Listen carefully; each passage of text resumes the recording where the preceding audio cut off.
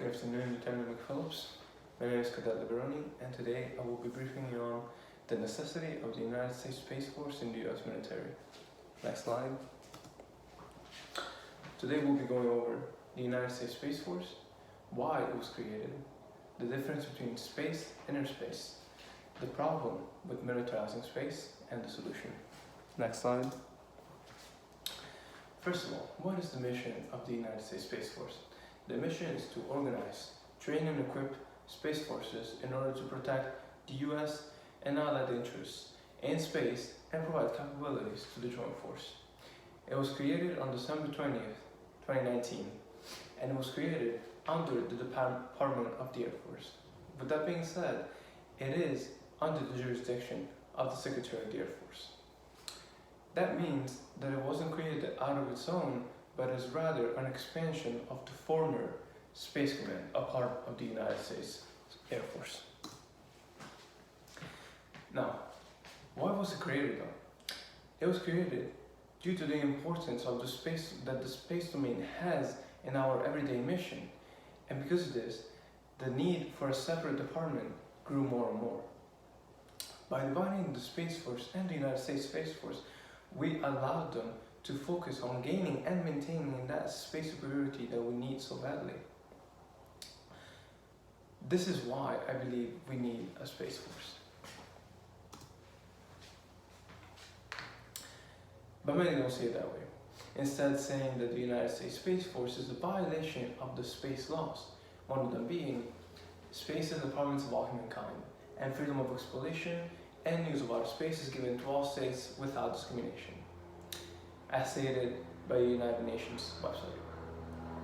Those same laws, though, also state that a country has authority over their own airspace. Next slide. By creating the Space Force, the United States made no claim to outer space. Instead, like I said, we have the right and responsibility to defend our own space, our own airspace. But the question is, where do we draw the line between airspace and space? That is kind of a heated question. Scientists draw the line at 62 miles above sea level, also called the Kármán line, but the United States draws the line at 50 miles. With that being said, everything under 50 miles is considered our territory, and therefore we have the right to defend it, such as putting satellites and self-defense weapons.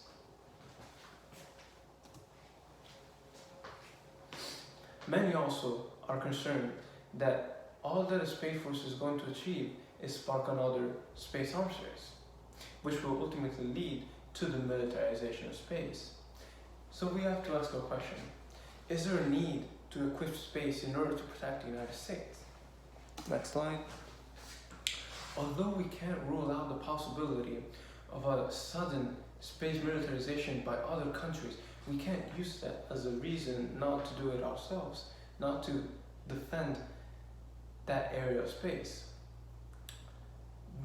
The main problem is that when we think of the military, we usually associate it with war. But one must also look at the other side of the military, which is to maintain peace and defend our country. Instead of sparking another arms race, the US Space Force could very well become a deterrent against that aggression. Next slide. And we come to the solution.